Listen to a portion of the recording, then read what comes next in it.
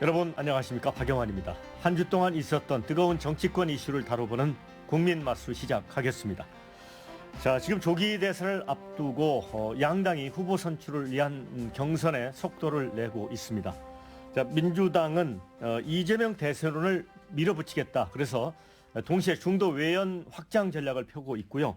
국민의힘은 한덕수를 포함한 반명연대로 막판 뒤집기를 노리는 전략을 지금 구사를 하고 있습니다. 이 부분과 관련해서 두 분 맞수를 모셨습니다. 국민의힘 윤희석 전 대변인 나오셨습니다. 반갑습니다. 네, 안녕하세요. 자, 민주연구원 최용선 부원장님 어서 오십시오. 안녕하세요. 네. 자, 그러면 바로 첫 번째 주제로 가도록 하겠습니다.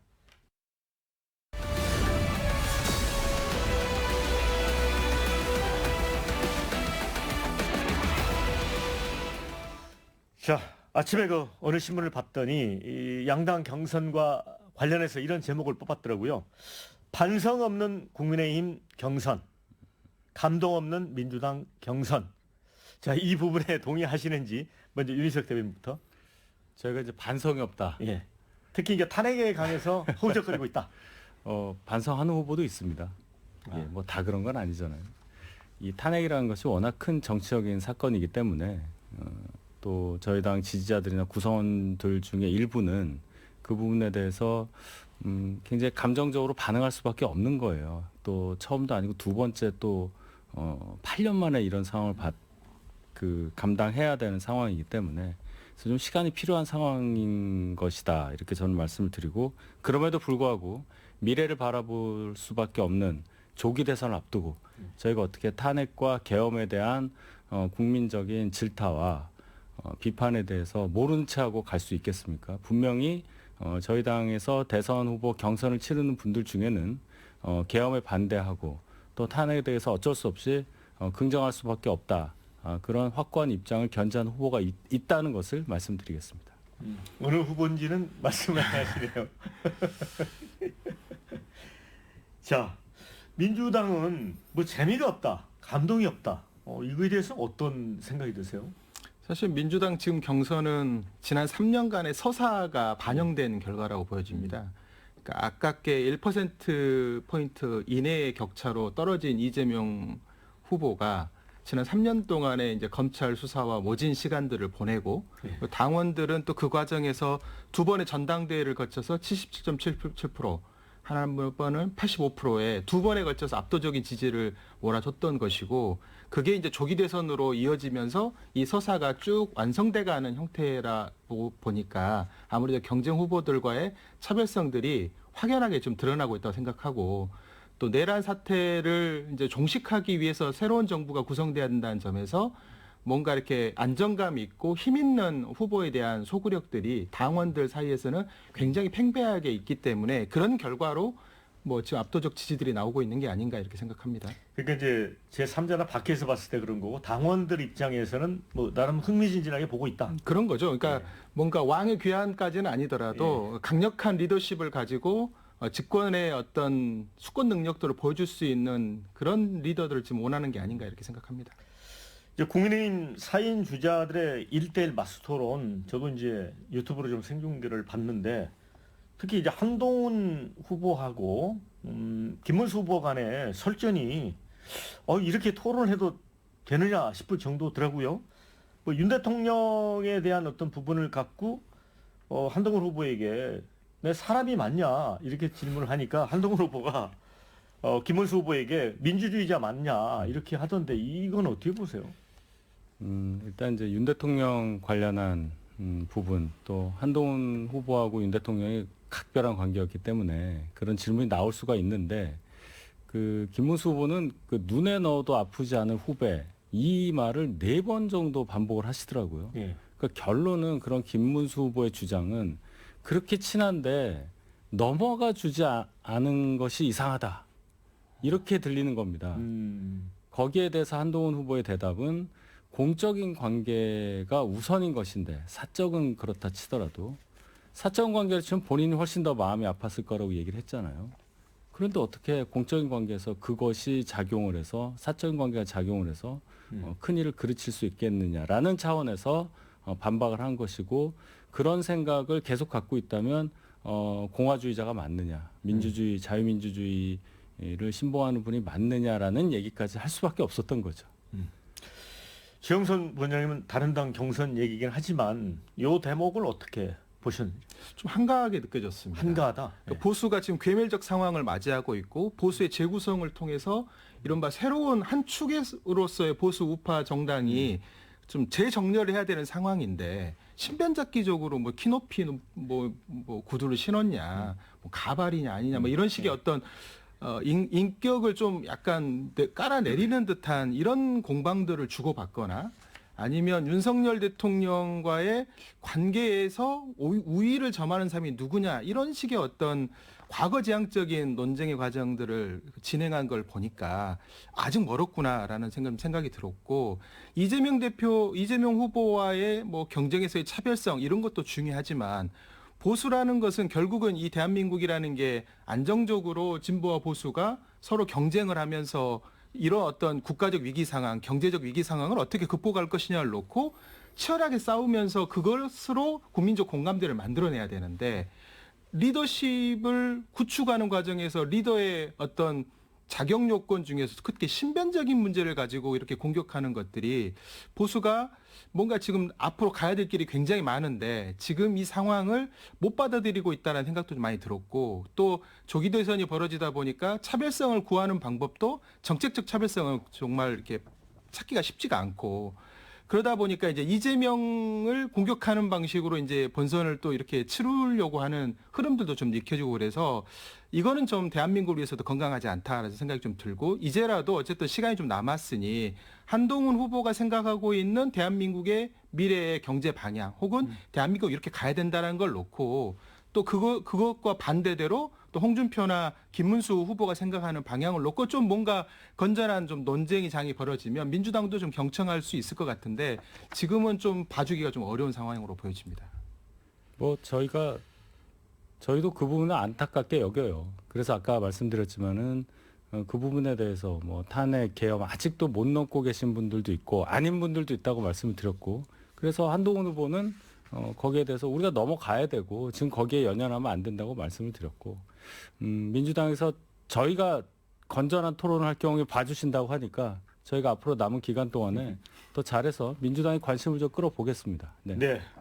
그런데 이제 민주당 경선은 약간 좀 흥미는 없지만 워낙 이제 이재명 대표가 이제 독보적으로 앞서가기 때문에 이 대표는 경선 말고도 이제 외연 확장에 신경을 쓰는 모양새예요. 이 조갑지 정규제 두 분 보수 논객과 식사를 했잖아요. 근데 그 자리에서 대통령이 되면 일체 이념 문제 안 다루겠다. 친일파 문제나 과거사 문제도 덮으려 한다. 이 정규재 씨가 본인 유튜브를 통해서 이렇게 전달을 했거든요. 이거 관련해서 김동연 후보가 조금 문제를 삼았어요. 보수 진영 만나서 친일파 과거사 문제 모두 덮으려 한다 했는데 어떻게 된 것이냐. 그랬더니 이재명 대표가 발언이 중간이 좀 생략된 거다. 이게 정확한 의중은 뭘까요?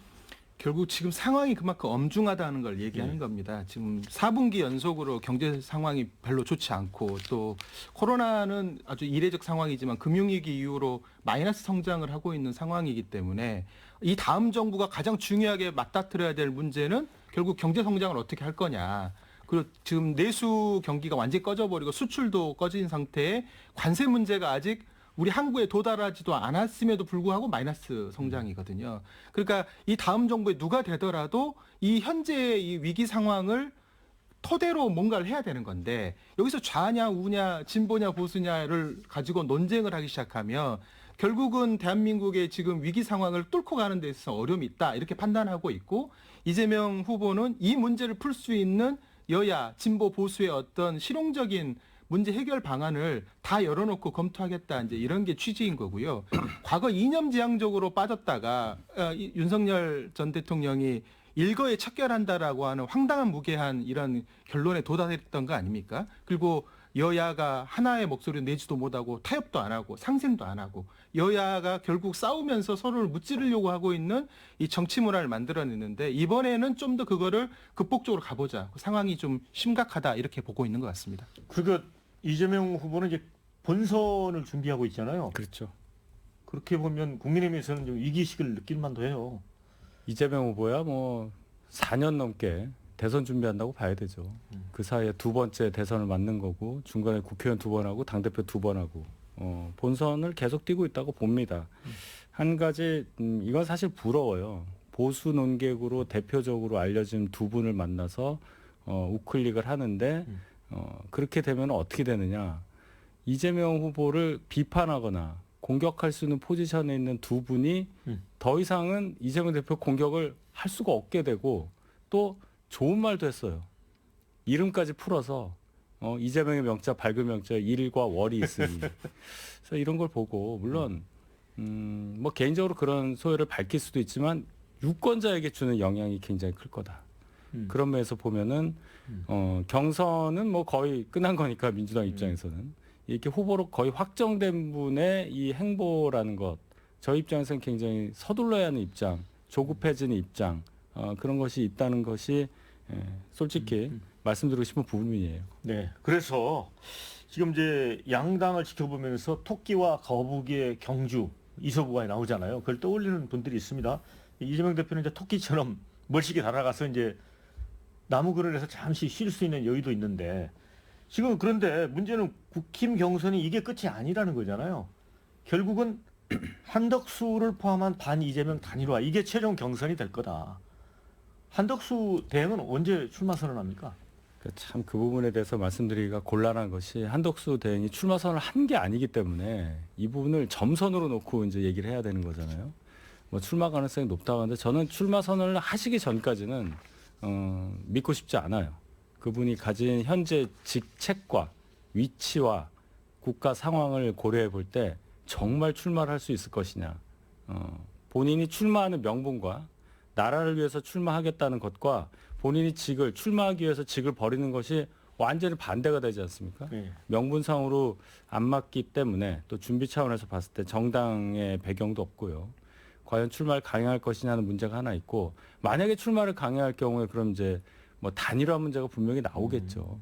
근데 그 단일화가 어떤 식으로 진행될 거냐, 뭐 방식이 어떠냐 이걸 떠나서 과연 단일화 할 수 있는 단계까지 한 총리가 출마해서 버틸 수 있을 것이냐도 저는 굉장히 부정적으로 봐요. 그러니까 맷집이 좀 약하다 이렇게 보시는 것 같은데 그 손학규 전 민주당 대표죠. 바른미래당에서 대표도 했고 그분은 한덕수 지지를 선언했다고 봐야 될 것 같더라고요. 그런데 반기문하고는 다르다 또 그런 얘기를 했어요. 어떻게 보세요? 그러니까 지금 국민의힘과 민주당의 정치를 그냥 다 흔들어버리고 싶은 분들이 좀 있는 것 같아요. 그러니까 이런 방식이 아니라 네. 그러니까 내각제 개헌이나 여러 가지 개헌을 염두에 놓고 한덕수라는 하나의 이제 일종의 경주마를 통해서 네. 그 지점까지 가려고 하시는 분들이 있는 것 같다라는 생각이 좀 듭니다. 근데 정당 정치를 놓고 보면 굉장히 바람직하지 않은 상황으로 저는 생각합니다.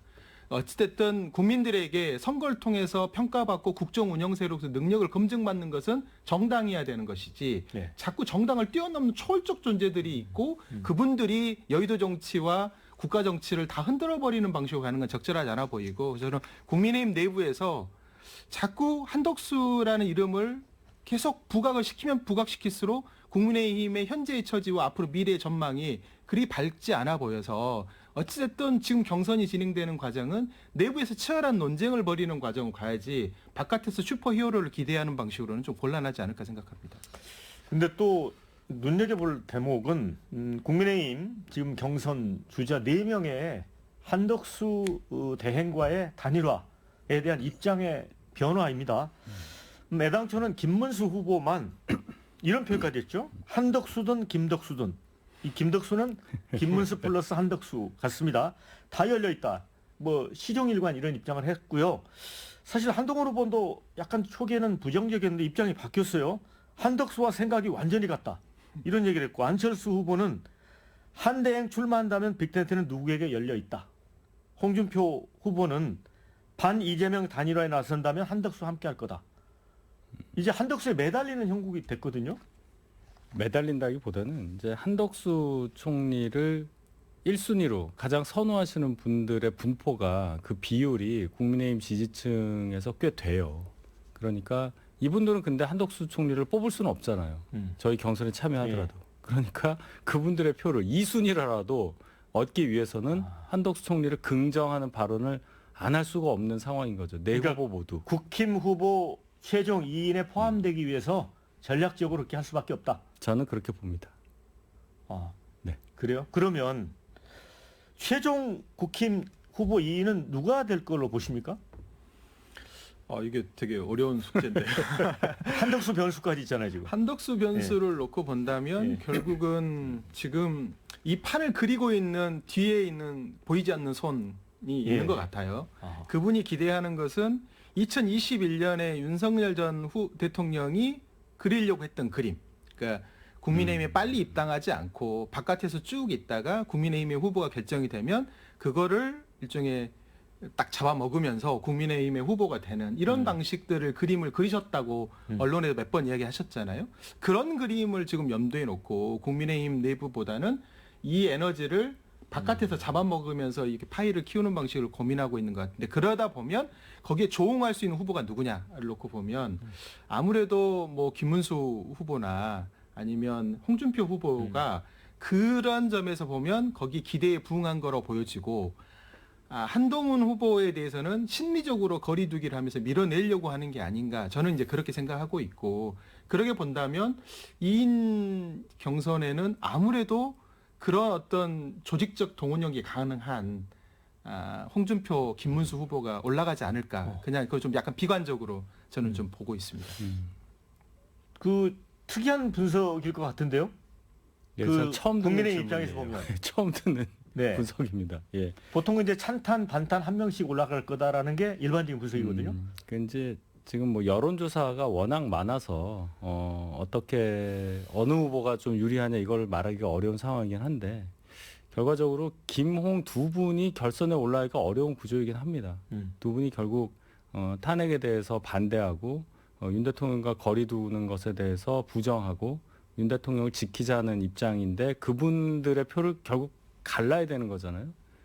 그런 차원으로 본다면 두 분 중에 한 분이 올라올 수 있는 거야 긍정하겠지만 두 분 다 올라온다는 상황. 그러면 한동훈 후보나 안철수 후보를 지지하는 분들의 포션이 너무 작다고 이제 봐야 되는 거라서 그렇게 보기엔 좀 어려울 듯 보이고 윤 대통령 모델을 말씀하셨는데 그때 윤 대통령의 장외에서의 지지 그 규모와 한덕수 총리에 대한 지지가 과연 비슷하냐?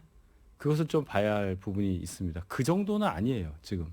또 반기문 전 유엔 사무총장이 임기를 마치고 서울에 들어올 때 보여줬던 그러한 어떤 강력한 힘, 그것도 보이지는 않습니다, 지금은. 그래서 제가 한덕수 총리가 과연 출마를 할 것이냐는 부분에 대해서도 그렇게 긍정하지 않고 출마를 하더라도 버틸 수 있는 부분에 대해서도 제가 그렇게 긍정적으로 보지 않는다. 그 이유가 바로 여기에 있다. 이렇게 말씀드립니다. 최영순 부원장님께는 그거 한번 물어보고 싶어요.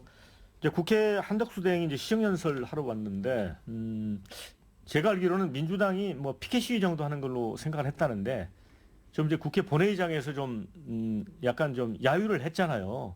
그런 모습 보면 한덕수 대행 출마에 대해서 약간 경계감도 있는 거 아닌가라는 느낌도 들어서요. 내부에서는 이제 이런 황당함들이 좀 있는 것 같습니다. 네. 대선 관리를 잘 해야 되는 상황으로 저는 보여지고 그것 때문에 헌법재판소에서 저는 좀 놔줬다고 생각하거든요. 네. 윤석열 전 대통령은 파면하고 한덕수 권한대행은 놔준 측면이 좀 있는데 그게 대선 관리를 하는 게 아니라 위기 관리를 하는 게 아니라 본인이 지금 제밥에 관심을 놓고 이렇게 있는 것처럼 보여져서 좀 비판이 좀 심한 것으로 보여집니다. 그러니까 뭐 경쟁력이 있어 보여서 그런 건 아니다. 좀 이 상황 자체를 너무 좀 즐기는 것에 대한 약간 좀 뿔나 있는 게 좀 있는 거죠. 한덕수 권한대행이 지금 이 상황을 즐기고 있는 것처럼 보여지기 때문에 상황은 엄중한데 그리고 대선 관리도 좀 잘해야 되는데 이런 과도기적인 정부의 역할을 해야 되는 한덕수 권한대행이 그걸 이용해서 오히려 본인의 정치적인 활로를 열기 위한 모습으로 비춰지니까 그것에 대한 민주당의 공격들, 비판들이 좀 있는 것 같습니다. 그렇다고 동의하십니까? 뭐 그럴 수도 있고요. 민주당 입장 두 가지가 있는 것 같아요. 한 총리에 대해서는 말씀하신 대로 이 상황에서 한 총리의 그 어떤 행보에 대해서 굉장히 비판적으로 봐서 뭔가 뭐 탄핵 얘기도 좀 꺼냈다가 비판도 했다가 하는 게 있는 반면 너무 비판하면 또 한덕수 총리가 정치적으로 커지니까 그걸 또 자제하는 움직임. 두 가지의 이 선을 지키면서 적절하게 견제를 하고 계시다. 이렇게 보입니다. 자, 이제 최근 MBS 전국 지표조사 결과에 따르면 차기 대통령으로 더불어민주당 이재명 대선 경선 후보가 적합하다는 응답이 41%가 나왔는데 이게 MBS 조사로는 1월 1에 처음입니다. 40% 넘긴 게. 이게 뭐 어떻게 보세요, 이 부분을? 대선일이 점점 가까워지고 이제 후보 선출이 임박하면서 잘 모르겠다. 나는 지지하는 후보가 없다. 이렇게 의견을 유보하는 분들이 아마 점점 줄어들 겁니다. 그분들이 점점점 본인 의사를 정하는 단계에 있기 때문에 특정 후보로 갈 수도 있는 거고 또 저희 후보들 각각에 이렇게 흩어질 가능성이 커요. 그래서 저희 당 후보 예비 후보들의 경우에도 지지율을 다 합쳤을 때 얼마 안 됐었는데 최근에는 그래도 어느 정도 됩니다. 유보층이 적어졌다는 얘기죠. 그래서 이 현상은 대선일이 다가올수록 또 만약에 이재명 후보가 이제 확정이 되고 민주당 후보로 저희도 후보가 선출이 되는 경우까지 나오면 상당히 수치 자체는 올라갈 거다. 중요한 건 차이죠, 차이. 예. 구도, 이슈, 인물 이게 선거의 3원칙인데 구도가 7, 이슈가 2, 인물이 1. 이제 그 선거가 일이 다가오면 다가올수록 이 구도라는 거를 한 방에 뒤엎기는 쉽지 않고 마지막 변수로 이제 선거 캠페인 과정에서 이슈가 좀 남아서 선거에 결정적 영향이 미치게 되는데 어쨌든 50.1%를 얻기 위한 싸움이어서 지금 41%라고 한다면 나머지 이 빈 공간을 어떻게 메꿀 것이냐가 결국 남아있는 한 40여일 동안에 민주당의 숙제가 되지 않을까 생각하고요. 민주당은 준비했던 것들을 잘 이렇게 국민들에게 알려내면서 계획대로 좀 진행하려고 하고 있습니다. 그런데 이제 이번 대선에서 뭐 한덕수 대행 얘기도 했지만 마지막 퍼즐은 개혁신당의 이준석 후보가 될 수도 있다 이런 그 전망도 있습니다. 그 3자 대결 구도에서 뭐 9%, 10% 되는 여론조사 결과가 나오고 해서 이준석 후보는 끝까지 뭐 홀로 직진하겠다는 입장이지만 그게 어떤 변수가 되리라고 봐요?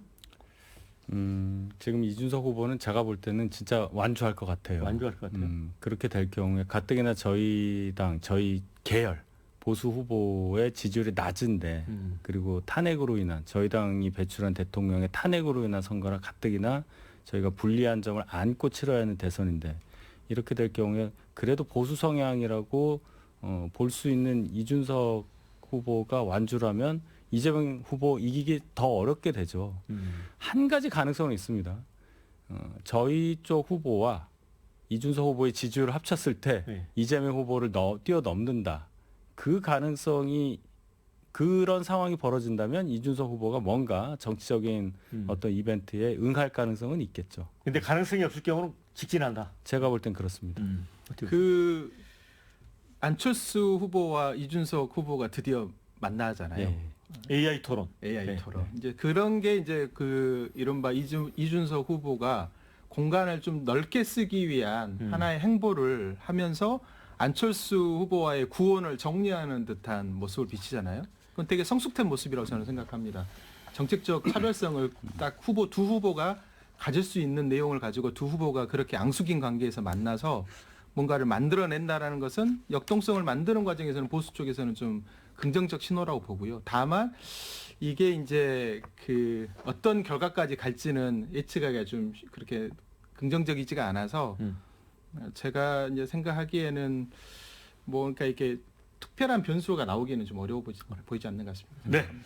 자, 이제 두 번째 주제로 건너가겠습니다.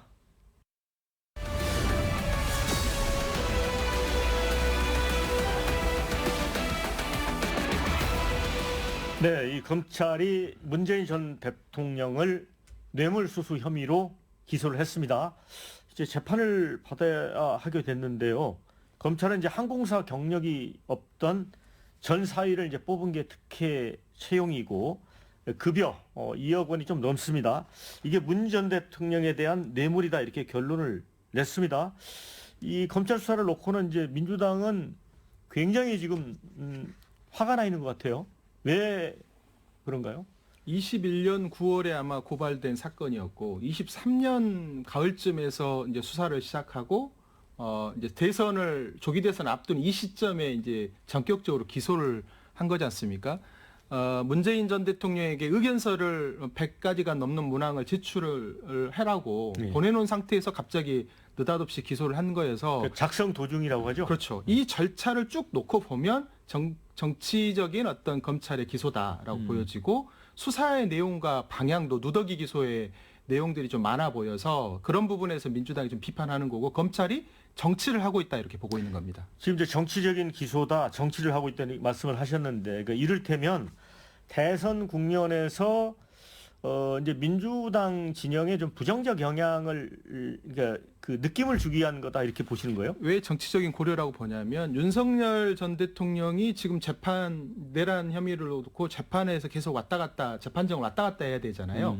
그게 이제 일방적으로 비춰질 수가 있기 때문에 그거를 좀 상쇄하기 위해서 문재인 전 대통령을 도덕적으로 흠결내는 모습을 비춰주면 이걸 재판을 끌고 가려고 하는 게 아닌가 이렇게 생각합니다. 이제 그 뭐 언뜻 들어보면 또 그럴 만해 보이기도 하지만 한편 생각하면 윤 대통령이 이미 이제 파면된 상태인데 검찰이 윤 대통령 편을 그렇게 들까요? 저도 비슷한 생각이에요. 민주당 입장에서 보면 아니 이 시점에 갑자기 절차를 이렇게 뛰어넘고 기소부터 하면 어떻게 하느냐라고 비판하실 수 있어요. 인정하겠는데 이게 이제 윤 대통령과 이 맞물려서 윤 대통령 지금 또 내란죄 수사도 받아야 되고 김건희 여사 소환 얘기도 나오고 하니까 균형을 맞추기 위해서 한다? 글쎄요. 이재명 후보 관련해서 뭔가 기소가 이루어졌다면 제가 그 말씀에 동의하겠는데 문재인 전 대통령 요건 관련해서는 너무나 오래전부터 의혹이 진행되어 왔었고 오히려 수사가 진행되는 속도가 너무 늦었다는 그런 또 비판도 있었기 때문에 시기가 공교롭다는 것은 제가 인정할 수 있으나 검찰이 그것까지 고려해서 이 시점에 문재인 전 대통령을 기소했다고 보기엔 좀 어렵다고 봅니다. 제가 왜 말씀을 드리냐면 지금 감사원에서 굉장히 오랜 기간 동안 끌다가 결론을 못 낸 사안들을 감사원에서 결론을 낸 게 아니라 검찰에 다 넘겨가지고 네. 좀 수사 의뢰를 시키고 그런 일들이 지금 계속 며칠 상간에 계속 벌어지고 있기 때문에 그런 연장성산에서 이 문재인 정부에 대한 총괄적인 어떤 결론을 문재인 대통령을 기소하는 거로 전 대통령을 기소하는 거로 이렇게 그림을 완성한 게 아닌가 이렇게 생각하는 겁니다. 또 한 가지 이제 논쟁은 그거 같습니다.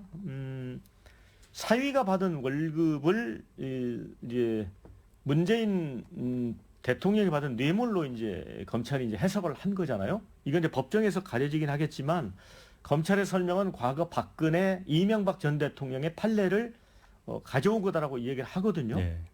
논리 구성이 이렇더라고요. 그러니까 대통령이 행정 관련한 사무를 다 총괄을 하잖아요.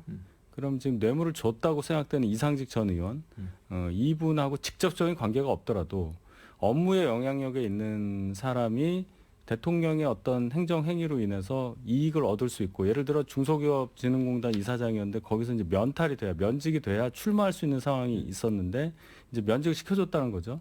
그래서 출마해서 국회의원이 됐고 어떤 그런 관계 속에서 이 문재인 대통령 당시 사위였던 사람을 채용을 시켜서 문재인 대통령이 생활비를 주던 거를 안 줘도 되게 만드는 상황이 되니 제3자 뇌물이 되는 것이다. 뭐 이런 논리 구성으로 보여요. 그거는 일반적으로 이제 법 전문가들이 잘 판단해서 특히 이제 재판 과정에서 다 따져서 판단될 내용이고 검찰이 일단 여기에 문제가 있다고 보니까 기소를 한 거고 뭐 결과 나온 건 아니니까 재판 결과 보는 것이 맞다고 봅니다. 검찰의 주장에 이제 제3자 뇌물을 하려면 청탁의 흔적, 사실관계를 확인해야 되는데 제3자 뇌물로 하지 않고 뇌물죄로 바로 가서 그럼 결국 대가성을 입증해야 되는 문제고 검찰의 그 설명 자료를 보니까 결국 공천에 영향을 미친 거 아니냐라는 식의 뉘앙스를 그걸 풍겼더라고요. 근데 윤석열 전 대통령이 공천에 영향을 미쳐가지고 이제 수사를 받아야 되잖아요. 그러니까 대통령이 공천에 영향을 미치는 어떤 것들을 했는지를 검찰이 이제 재판 과정에 드러내야 될 건데 저는 그래서 이게 이제 그 뭐 여의도에서 하는 말은 누더기 기소라고 하는데 한번 그냥 재판에서 너 혼자 살아나 봐라라고 하는 것으로 보여지고 검사는 결국 수사로 이 이른바 공소장으로 뭔가 자기의 역량을 보여줘야 되는데 공소장이 형편없다. 그래서 이재명 후보가 어제 창작 소설이라고 했잖아요. 소설로 치면 40점짜리 이하의 소설을 쓴 거다. 저는 그렇게 생각합니다. 국민의힘은 이제 공식적인 입장은 정의로운 판결을 기대한다라고 이제 주장을 하고 있습니다. 이번 기소에 뭐 전혀 문제가 없다고 보시는 건가요? 뭐 전혀 문제가 없다. 이거 이제 정치적인 얘기가 들어가는 거예요. 예. 제가 드리고 싶은 말씀은 일단 문재인 전 대통령이 사위가 공교롭게도 전혀 본인의 경력과 맞지 않는 곳에 그것도 다른 나라에까지 가서 취업을 하고 있고 그것도 이례적으로 높은 자리를 만들어서 그렇게 근데 취업을 시켜준 사람이 또 공교롭게도 민주당의 국회의원 되는 과정에서 좀 미심적인 부분이 있다. 문 전 대통령까지 올라갈 수 있다. 이거는 누가 들어도 법적인 문제를 떠나서라도 이상하다고 느낄 거예요. 그러면 이게 도대체 어디부터가 이상한 거고 어떤 것이 오해를 받고 있는 것인지에 대해서는 밝혀지는 게 맞겠죠.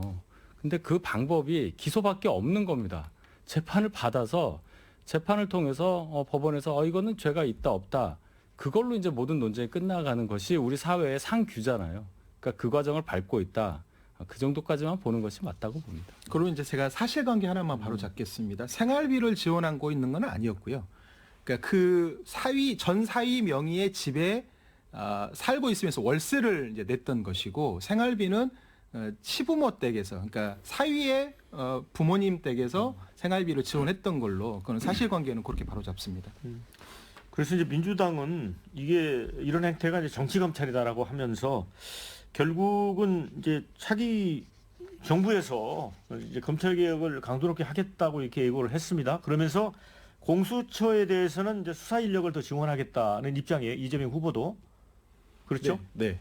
민주당에서 이번 내란 사태를 보면서 공수처가 뭔가 선발이 많이 없구나라는 걸 많이 느꼈고 그리고 뭔가 빈 공간이 많다는 걸 좀 느꼈습니다. 국가수사본부와 공수처 간에도 역할 분담이나 이런 건 잘 안 되고 있고 기소와 공소유지를 담당하는 공소청과 나머지 기능들을 분리하는 수사를 완전히 분리하고 기소독점제를 좀 완화시키는 이런 방식에 대해서는 민주당이 오랜 동안 고민을 해왔던 것이고 그 형태가 어떤 방식으로 정부조직법이 개편될지에 대해서는 지금 논의가 진행되는 걸로 저는 알고 있고요. 여러 가지 나온 사안 중에 하나는 검찰의 공소기능을 일부를 다 떼내고 그리고 중대범죄를 떼내고 그리고 국가수사본부와 공수처 이 세 개의 수사기관과 하나의 공수유지하는 이런 기관으로 좀 재편해야 되는 거 아니냐는 논의가 민주당에서는 좀 활발하게 좀 이루어지고 있는 상황입니다. 국민의힘은 박해준 의원 같은 경우는 공수처 폐지 법안 냈고요. 개혁신당도 사실은 3월에 이제 공수처 폐지를 주장을 했습니다. 그건 그 입장으로 계속 가시는 건가요? 일단 이제 공수처가 무리하게 설치가 되고 출범한 지가 이제 4년이 넘었는데 한 3년 넘는 동안은 거의 성과가 없어서 이제 비판을 받다가 큰 사건이 하나 벌어지니까 달려들었는데 결국 국민들로부터 좋은 평가 하나도 못 받고 여러 가지로 무능력에 무책임에 뭐 그런 모습을 보여줬잖아요. 결국 공수처가 윤 대통령 관련해서 체포영장 발부받는 과정부터 이상해졌고 결국 그것으로부터 빌미가 돼서 수사권이 있느냐 없느냐부터 문제가 됐으니까 결국 구속 취소가 됐잖아요. 윤 대통령이 지금 밖에 계시단 말이에요. 그렇다면 이런 공수처가 필요가 없다고 생각하는 국민들이 훨씬 많다고 봅니다. 공수처의 체제에 대한 논의를 제대로 하지 않고 급조해서 공수처를 만들었었던 지난 문재인 정권 때의 그런 어떤 잘못된 부분을 바로 잡고 다시 원점부터 시작해야 한다는 차원에서 저희가 이러한 공수처는 없어야 한다 이런 의견을 드리는 겁니다. 아까 수사와 기소를 좀 분리하고 수사에 너무 독점적으로 갖고 있는 권한과 기소에 독점적으로 갖고 있는 권한으로 인한 문제 이것들을 우리 국민들이 다 보고 있기 때문에 이 과정에 대한 공감되는 대선 본선 진행되는 과정에서 아마 공약화로 다 드러날 거고요. 그리고 나면 새 정부가 출범하고 나면 결국 정부 조직법을 바꿔야 되는 문제가 발생하는 거여서 그 과정에 이 검찰 문제에 대한 논의가 본격화되지 않을까 생각합니다. 자, 다음 주제로 넘어가 보겠습니다.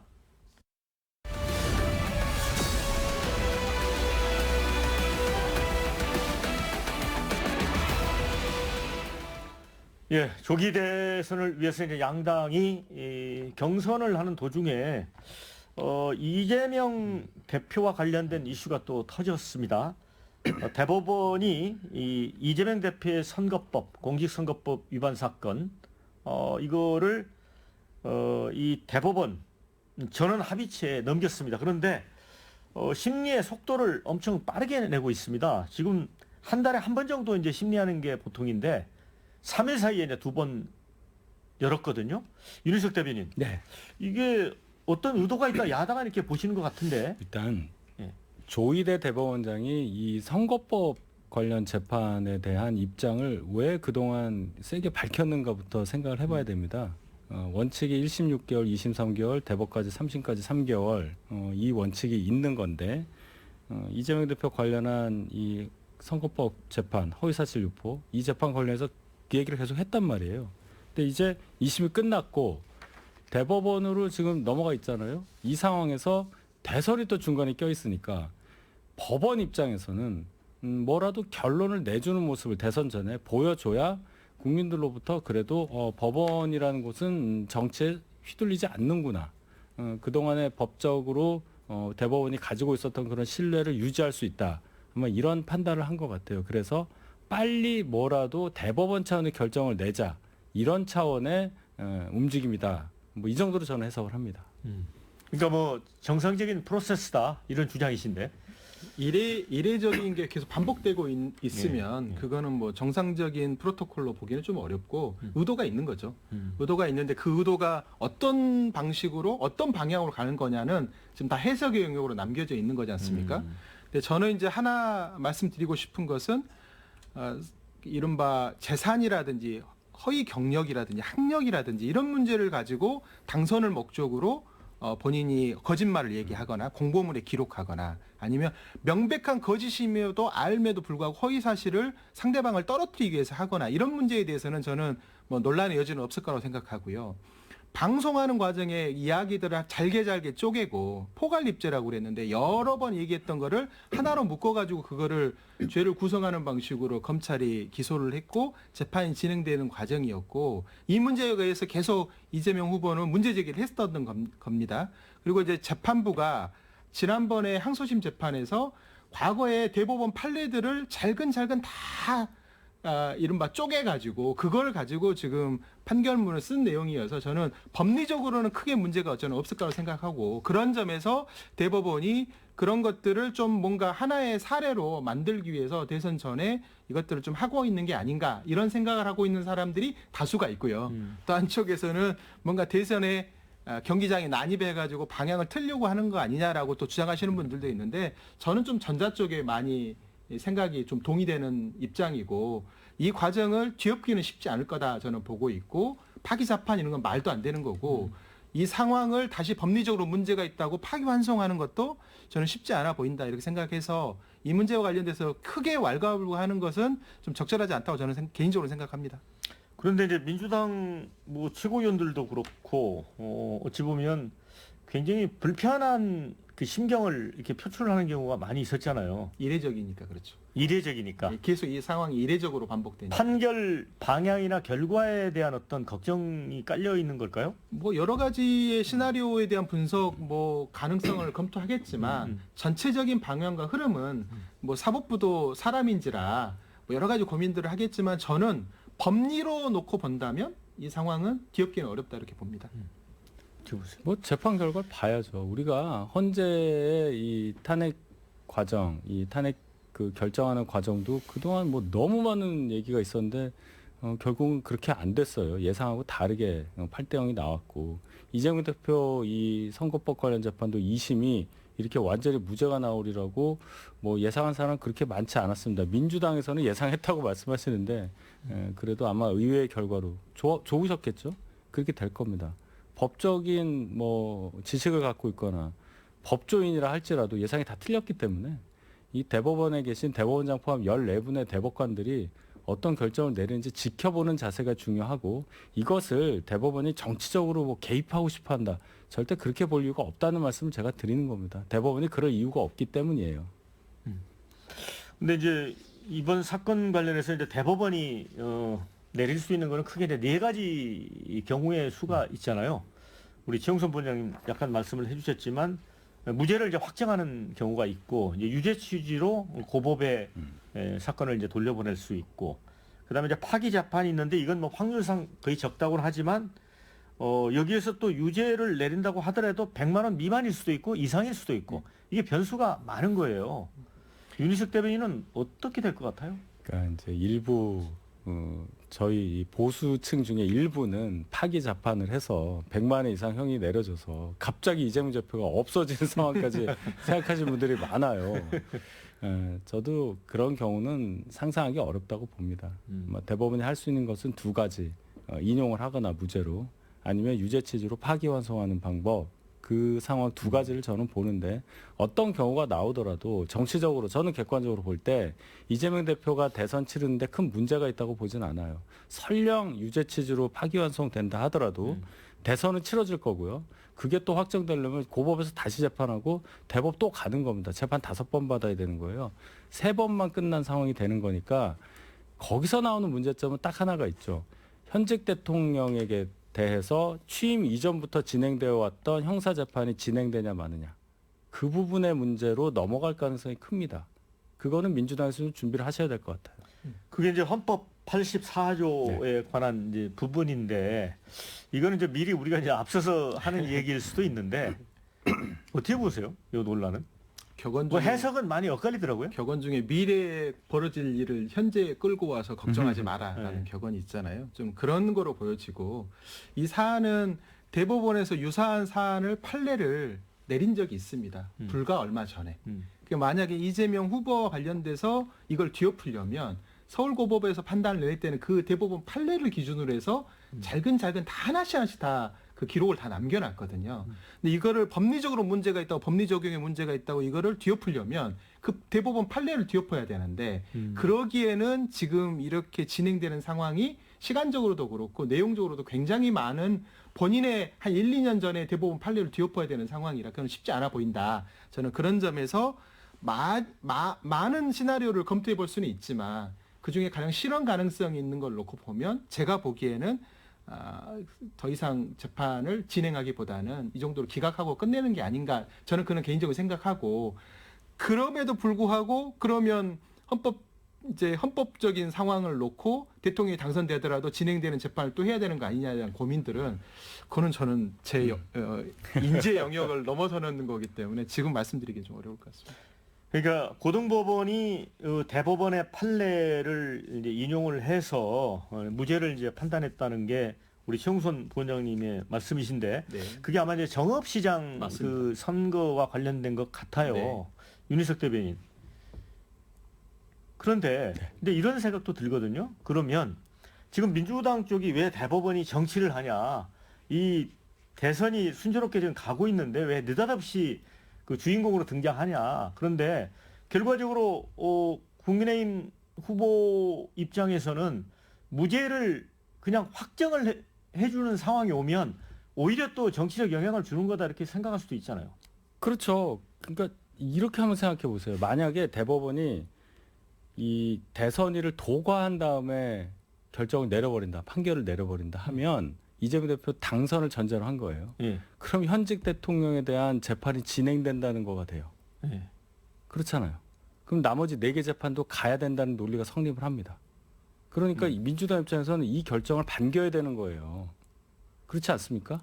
그래서 다수설과 재판이 4개가 있는 건데 다수설과 소수설이 그러니까 제 얘기는 이거를 민주당에서 왜 정치적으로 하냐 그게 아니라 빨리 마무리 지어서 좋다. 헌법 84조에 대한 문제도 더 이상 불거지지 않는 1차적인 조치다. 이렇게 생각을 해야지 민주당이 뭐 대법원이 왜 정치의 중심에 서려 하느냐 이렇게 비판할 여지가 훨씬 적다는 말씀을 드리고 저희 입장에서도 그렇습니다. 일부 말씀드렸지만 대법원에서 뭔가 파기 재판을 해서 뭔가 이재명 대표가 증발해버리는 상황까지 기대하는 분들이 있지만 저희 입장에서는 솔직히 저는 재판 결과 때문에 정치 상황이 바뀌는 거 거기에 매달리는 것이 저희한테는 독이라고 생각을 해요. 예. 정치는 정치로 풀어야지 왜 법으로 풉니까? 뭐 다 변호사도 아니잖아요. 그러니까 대법원에서 굉장히 현명한 결정을 지금 하고 있다. 뭔가 대법원이라는 곳은 그래도 정치에서 자유롭고 정치와 관계없이 원칙에 따라서 국민들의 신뢰를 받으면서 법적 판단을 내려주는 곳이라는 것을 더 확인해주는 조치를 하고 있다. 저는 그렇게 평가합니다. 그게 아무래도 초현실적, 비현실적인 역사책에나 존재할 법한 내용들이 계속 벌어지니까 예. 그런 우려들이 계속 그런 시나리오들을 검토하게 하는 게 아닌가 이렇게 생각합니다. 파기자판 될까봐 두려우세요? 아니 그러진 않습니다. 제가 좀 더 생각해봐야 되겠네요. 그러진 않습니다. 아니 그래서 이제 5월 11일 그러니까 이제 중앙선관위의 대선 후보 등록 이전에 헌법재판소가 결론을 내릴 거다 이런 전망도 나오는 것 같습니다. 실제로 지난번에 이재명 대표 관련 사건이 대법에서 심리 시작한 지 한 달 만에 났다고 하거든요. 어떻게 보세요?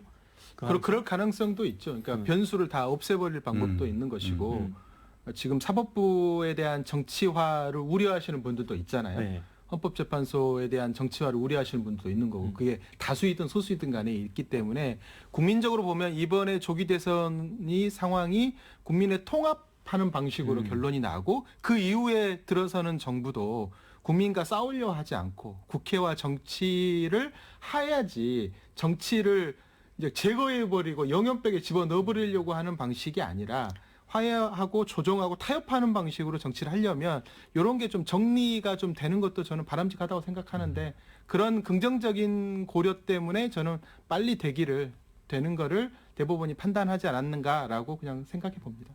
이럴 때 이재명 후보가 5월 11일 이전까지 좀 판결을 내려달라라고 말씀을 하시면 어떨까 싶기도 하고요. 지금은 이제 대법원의 시간이기 때문에 정치인들이 거기에 개입하는 건 마땅치 않은 것 같습니다. 그러기는 어렵죠. 이재명 대표 입장에서야 아무리 예상을 그래도 별일 없을 거라 하더라도 그래도 법원에 대해서 그것도 대법원장을 향해서 뭔가 요구한다는 것이 좋게 보이지 않는다는 것을 아실 테니까 조용히 지켜보실 거라고 저는 봅니다. 아니 여러 지금 논란이 벌어지니까 그렇게 말씀하시는 게 굉장히 좀 당당해 보이잖아요. 무죄를 확신하면 그럴 수 있겠죠. 예. 아니 지금 2심까지 무죄를 받았는데. 예. 1심에서는 꽤 세지 않았습니까? 그러니까 양가 감정이 있는 거예요. 이재명 대표 입장에서. 여전히? 다른 분들이 본인이 아닌 다른 분들은 그렇게 대법원에 요청할 수도 있겠지만 당사자가 피고인 신분인데 예. 그렇게 하기는 저는 어렵다고 봅니다.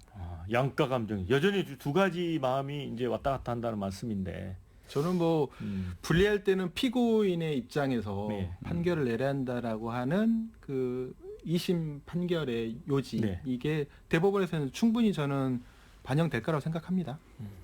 그러니까 이제 그 선거법 관련해서 표현의 자유 요 부분하고 또 한 가지는 대선에서 이재명 대표가 패한 사람이잖아요.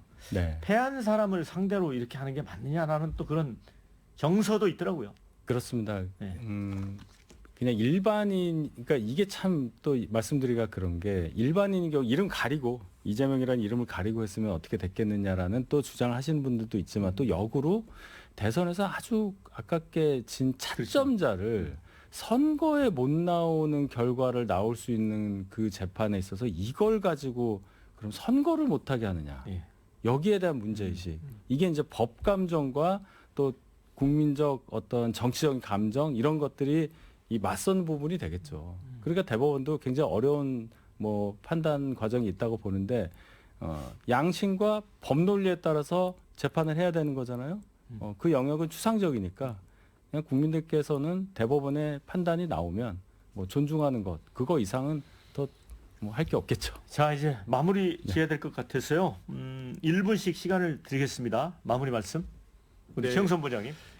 저는 상황이 굉장히 안 좋아 보인다고 생각합니다. 그러니까 여야가 이제 새로운 정부가 구성되면 굉장히 힘을 합쳐서 단기간에 이 위기 극복을 위한 극단적인 방법, 어떻게 보면 우리가 생각하지 못했던 방법까지 써야 될지도 모른다고 생각합니다. 특히 트럼프라는 대의 변수가 굉장히 또 커져가고 있기 때문에 그런 점에서 날선 공방을 하더라도 정책적 내용으로 좀 집중하고 서로의 감정을 틀어버리거나 아니면 상대를 격화시키는 방식으로 이번 대선이 안 이루어지게끔 정책 선거가 되게끔 각자가 다 노력해야 되지 않을까 생각하고 민주당은 그렇게 준비하겠습니다. 예, 저희는 조금 늦어져서 아직 후보가 선출되지 않은 상황인데 앞으로 일주일이 저희 당에는 굉장히 중요한 상황이 되고 많은 변화가 있을 거예요. 일주일 후 정도 되면 일주일 정도 지나면 저희 후보가 선출이 되고 또 대선 과정이 있지 않겠습니까? 말씀하신 대로 어느 쪽에서 당선자를 내든 간에 비상한 상황에서 힘을 합쳐서 국난을 극복해가는 과정이 있어야 한다는 것은 당연한 필연입니다.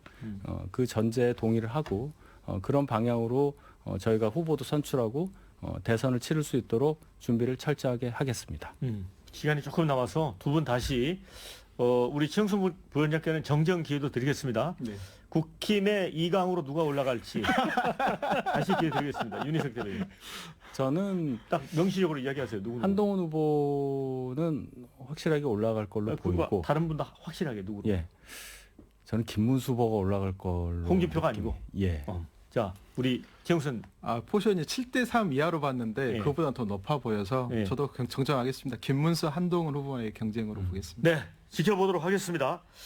자, 함께해 주신 여러분께 감사하다는 말씀 드리고요. 저는 다음 주에 찾아뵙도록 하겠습니다. 자, 두 분 수고하셨습니다. 감사합니다. 수고하셨습니다.